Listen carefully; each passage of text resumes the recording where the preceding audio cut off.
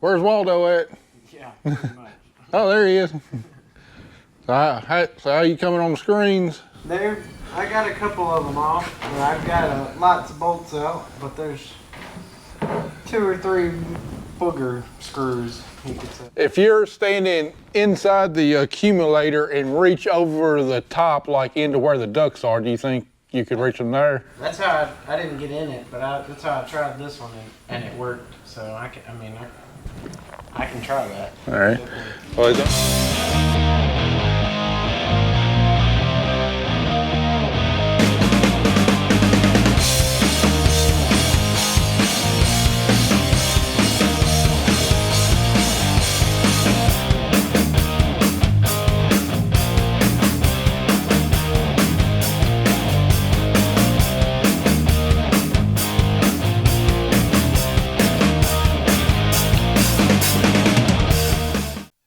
all right, while he's playing it being a monkey there inside the accumulator, let me show you what else he did up here to the heads. One of my biggest gripes on these John Deere pickers, ever since they came out with the inline heads, has been these tracks right here, smooth tracks that the units can roll on. I mean, it's great for adjusting, but you got smooth rollers on the smooth bar here, and you got any kind of moisture up here, they will not grab. And for years, I've been trying to get somebody to come up with a design, you know, where you got a flat bar with teeth on it, then you got gears on that are replacing these rollers, make it real easy. But anyway, one of the other things that we struggle with for years is that to get these things to roll, we got a crank handle up here, but then you got to hold out on this locking pin with the other one to be able to get them to roll. And I don't know why I didn't think of it, but I can't remember who it was. Someone was out here telling me, well, hey, if you install some bolts right here, you can just get one over here, it's loose. You can just pull this pin out, put it there on the bolt, and it holds itself in place. Then you can do whatever. So anyway, did it to our old picker, and then Andy just got done doing it to this picker.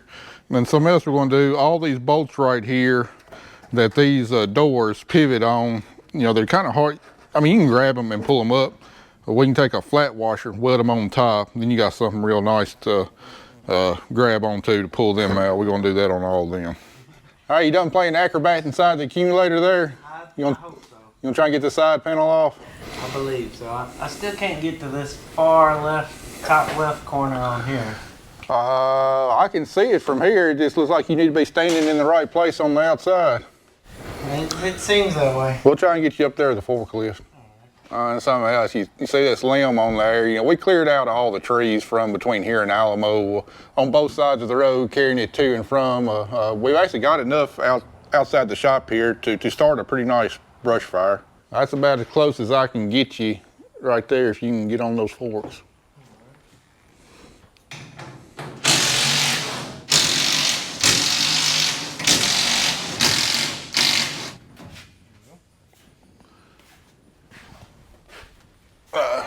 All those old ones are you just kind of sticking them back there in the holes?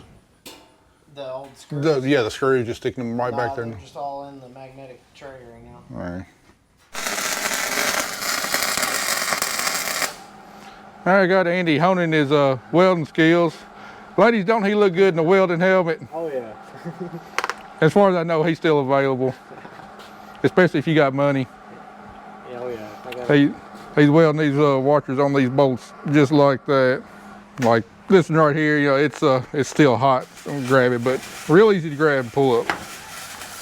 All right, while he's doing that, we got a floor switch here in the cab that's missing. This is the one that that can manually run the accumulator, but it's also missing a short wiring harness, so we got to make up a wiring harness too. It's just a simple weather pack, and luckily I got plenty of those on hand, so we're gonna make up this wiring harness and see if we can get one more little detail checked off the list.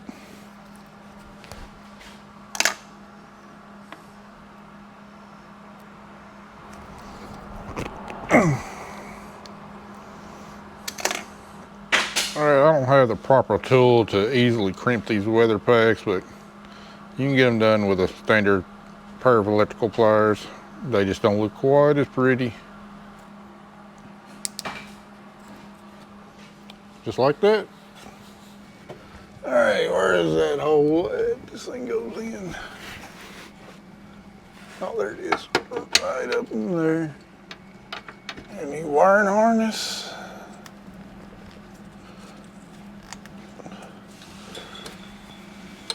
All right, just gotta hook those two little terminals up and one project done. Tell me you got a thick book without telling me you got a thick book.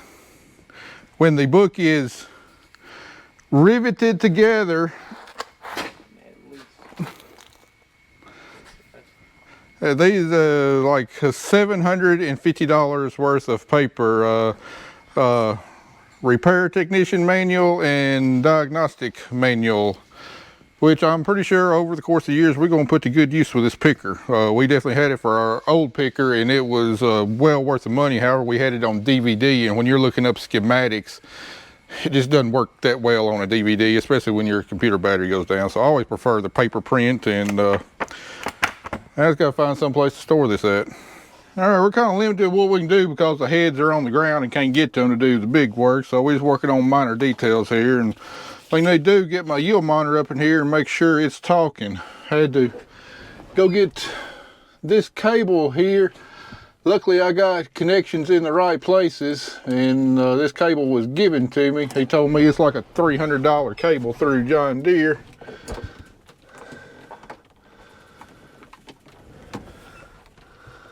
I've always despised these brackets right here. They just so dang not a good spot to try and mount a monitor at. All right, finally got that booger bolted up. All right, please fire up. All right, we got power. I ain't got my GPS antenna on there yet. That just have to wait. All right, it's showing a little emblem of a module picker there. So, all right, looks like it's reading all the mass flow sensors. So, looks like it should. So. All right, good. That's one problem we're not gonna have. All right, you increased your talent level to a $30 an hour welding job. I sure did. You about got those wrapped up. These are pristine. I've only melted a couple washers. So. As long as they don't break off with me to about 10 o'clock at night on the last day of cotton picking when I'm trying to clear a blockage whenever a rainstorm's moving in. My language tends to get a little salty then. They may not look the best, but they're guaranteed not to break. All right. You about got them done. I've got this one and one more, and that's it.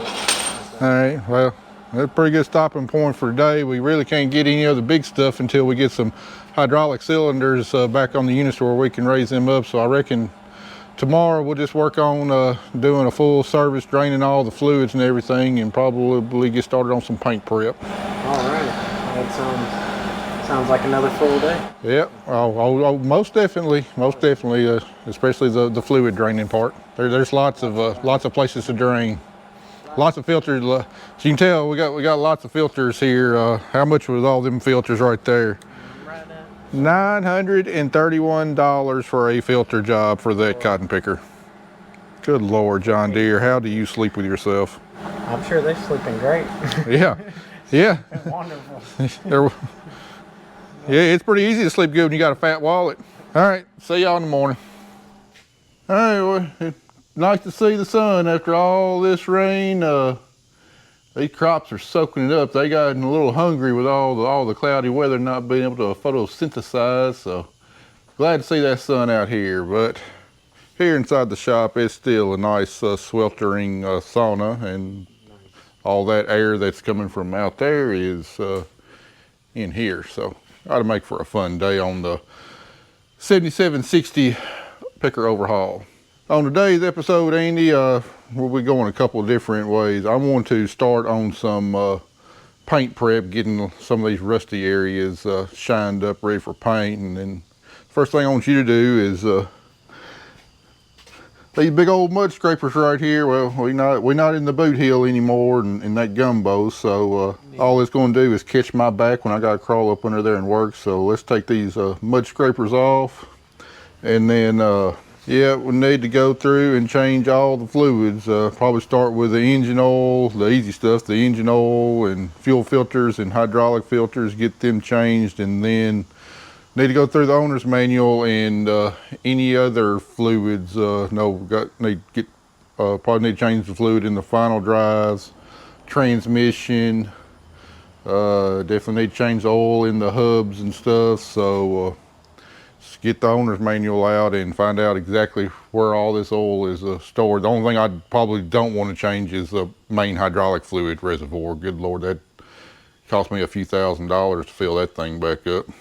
All right, we'll get a couple cameras going on a time lapse. This ain't real interesting, but we're gonna show us doing the work. But yeah, the previous owner of this did not do a good job of keeping this thing clean, and the paint in places is definitely showing it. Now we're seeing a lot of places like this, just rust and stuff, and paint bubbling up, and I don't like that on our equipment. I'm definitely not a fan of rust, so we're gonna go through and got some new wire wheels and some sandpaper and stuff, and we're gonna try and get them shined up, put a good coat of a primer and then paint on there. And I thought about sandblasting it, but it's just small areas like this, and then the sand, it's gonna hit this and it's gonna ricochet, and then like paint up here, that's fine and stuff. It's gonna kind of pick it up and stuff. I've seen that where in the past where we've tried to kind of spot sandblast places, and then you're gonna introduce rust right there. So taking a wire wheel and stuff's not gonna be quite as good as sandblasting. We might not be able to get all of the rust, but long run, I don't want to damage paint that's undamaged.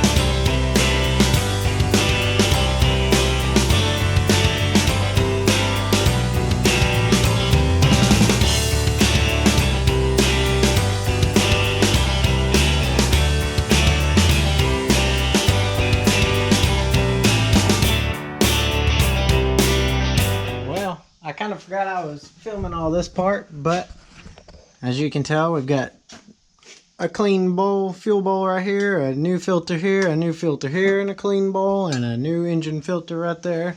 And we have our 11 gallons going back into the motor oil here. So, and those filters, I don't know if they made the video or not, but I was saying that we thought we had two of the wrong filters, and the case to that was right here on this sheet of paper.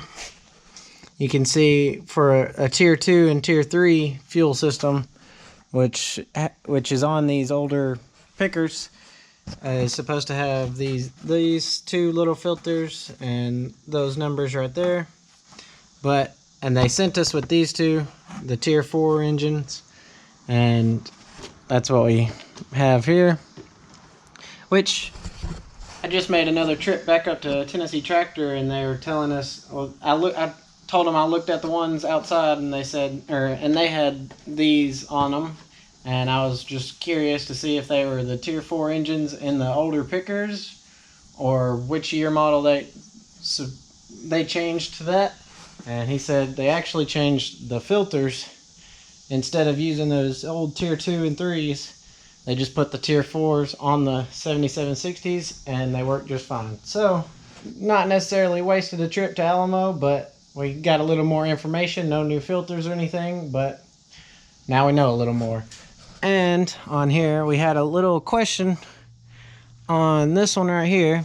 We got three of these filters right here last time we went up there, and they are 419 is the last numbers on them. I can't really remember the fronts, but we have one right here to replace, and there are two right there for the hydraulics to replace. And they sent us with three, and there was a mysterious extra one on here, and it's also the 419 number. We had an extra mysterious filter, and that mysterious filter is supposed to take the place of this front one, and it is if I can remember the number right, it is a 288449, and it's supposed to go in that spot. He said you can use either one. People recommend the longer one, the 288449, instead of that 419, but either will work. So since we've already got it, we're going to slap the longer, bigger filter on it, and hopefully nothing really changes on it. Hopefully it's a little bit better, a little cleaner, since it's a bigger filter. All right, so our next trick is to change all these hydraulic filters here and put these new ones on. So there's one right here. It's a canister filter. And then there is this tall one right here. And then there is this one, which we just showed. It's being replaced by a new long one. And then that one back there. And while we're at it, we'll probably end up changing these two as well. But first, part of the thing you have to do is set up your vacuum pump to the fill neck on there. Alright, so you come up here to your filler neck right here. Our little tightener was just a hair too narrow. I tried to change them out, but you can't. And so we got the old nice duct tape sealing us off here, but I got everything all wired up. It has to take 12 volt power, so we've got our battery charger up here running 12 volts and 2 amps, and that'll be just enough to power this pump. So turn our battery charger on, turn our pump on. Now it's getting suction, tighten the screw up, and it's blowing out right here. It smells like hydraulic oil, so that means we are in the good. I think we done changed colors. I now look like the Jolly Green Giant, and I think you've changed to African American, haven't you? I believe so. I'm at least close. I guess that's what 11 gallons of engine oil do to you. That is exactly right. Oh, maintenance sure ain't fun. I'm probably going to have to clean my shower out after I get done taking a shower this evening. Yep, my buddies, they enjoy me coming home. Got my own little gallon of orange soap in there. They love taking a shower after me. Who gets to clean the bathroom every week? Y'all rotate? No, I haven't even. I've cleaned it one good time, so I like our process we got going. Gotta live the bachelor lifestyle there. Oh yeah, I'll mow the yard. They do the rest. Yeah, I think I'm going to break out the sand brush there, even though I didn't want to. There's just too many nooks and crannies I can't get that if we don't get the rust off of them. I don't know how good this paint job is going to last. Well, it appears we've struck oil in the shop. We've struck it again once more. Yeah, this is what I want to find from coming back after the weekend. Yeah, apparently one of the caps on my hydraulic lines to go in the unit lift cylinders was just dripping just a little bit of oil. Looks a lot worse than it is, but could get kind of hazardous walking through here, especially if our boots are wet from another round of rain. Got 2/10 yesterday, got about another 2/10 this morning. It is muggy and it's wet, very wet. Again, I'm not going to complain about rain in August, but starting to get a little concerned because it hadn't even hardly been dry enough to even get through the fields at all. So a lot of moisture in the canopy means disease. Even if we got a fungicide, disease pressure could still be high.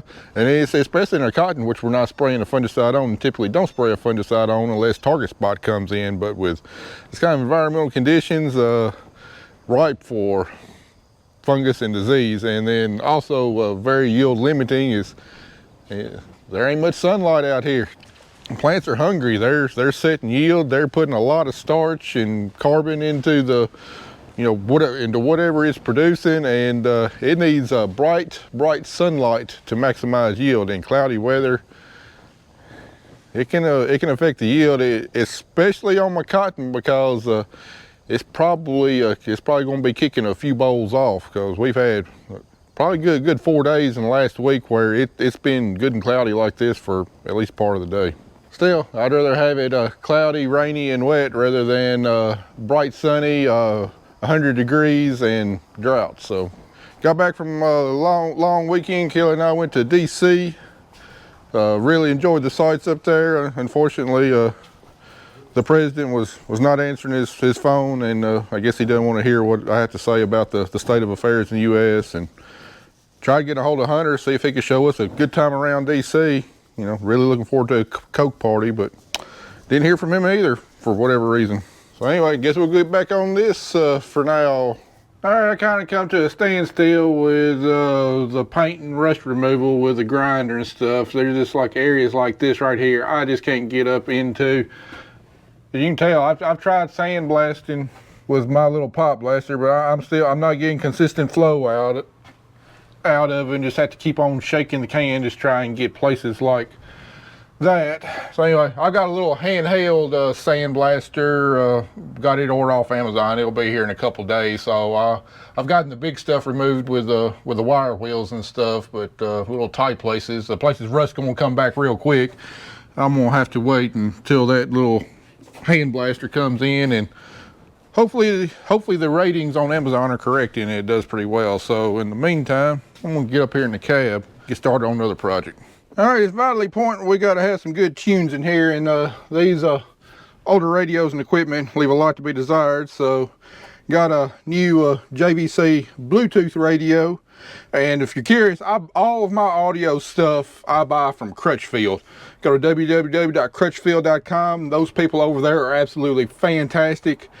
Customer service, quick service, technical installation. If you're dealing with a car or truck, I mean, any kind of adapter, wiring harnesses, anything you need to make your sound system right, whether you're doing speakers, receiver, subs, amps, anything, they are absolutely fantastic. I've been doing business with them since I was 16 years old. I will not buy audio stuff anywhere else. So highly recommend them if you're not already using them. But we're not dealing with a car or truck. We are dealing with a cotton picker, and there are no wiring harnesses made up for a John Deere 7760 cotton picker. So we're going to have to retrofit some stuff ourselves. So first thing we got to do is remove the old radio. And I just cut a welding rod in half and knocked the flux off of it to make me some radio removal tools right here. Anyway, they're just going to go in these holes right here. If you don't have the proper tools, you can get by just like this, or I have in the past anyway. All right, I had to go over to a one size larger welding rod. I think that'll work now. Pull this radio out. There she comes, just like that. All right, now it's just going to be a matter of splicing this pigtail into this right here, sliding her back in. Then we gotta have some fumes. Man alive, I wish y'all could feel the weather this morning. Cold front came through, and I guess we got a couple day reprieve from humidity, very low humidity, mild temperatures around 80 degrees, and I feel rejuvenated. I feel like actually doing some work during the summer. Sure don't feel like an August day. Feels like it's a early cotton picking season weather right here. But no, it's not cotton picking season. Still got some work to do on this beast. And he's gone to get parts for the semi truck. That very, very expensive exhaust pipe finally came in, so gonna try and get that buttoned up here in a little while. In the meantime, I'm gonna finish up this radio here in the cab. Got distracted yesterday with other things, so I'm gonna try and get that finished up. All right, now we got the old radio off. Gonna cut the old plug here and strip the wires. All right, now we got that done. I'm gonna use our multimeter to test and see which wires are constant power, which are just keyed power. Either yellow or red should be constant. And it's not yellow. All right, red is constant powered. Now I need to find key powered. Now I've got two light blue wires here that's got constant power on them too, so that's not making any sense. So let me look at my Bible here. Oh, wiring schematic. Tell me what I need to know. And this is why I got the book for. Finally found, here's the radio, here's your wiring schematic, shows what each wire is. So now I know what my speaker positive and negatives are right here. So I kind of wish I got the DVD now. Sometimes it's hard to navigate DVD when you're doing electrical schematics and stuff, because you have to look up connectors and all that other stuff, and that can be kind of hard on the computer. But I did not realize how blasted thick this thing was, so really kind of wishing I'd gotten the DVD. But we'll make do with the books for now. All right, got my harness in, so it should be ready to plug up and try.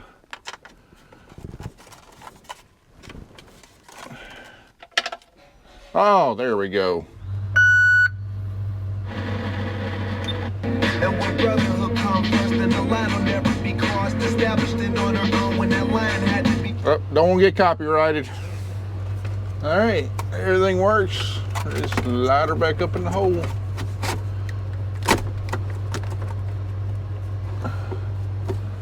All right, it's connected to Bluetooth.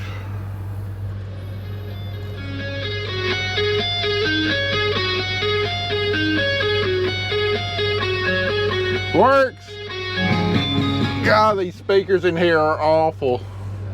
I mean, they are terrible. There's literally like no bass. It sounds like something out of the 70s. Oh well, it's working. I can at least listen to Dylan Joyce's YouTube videos this fall.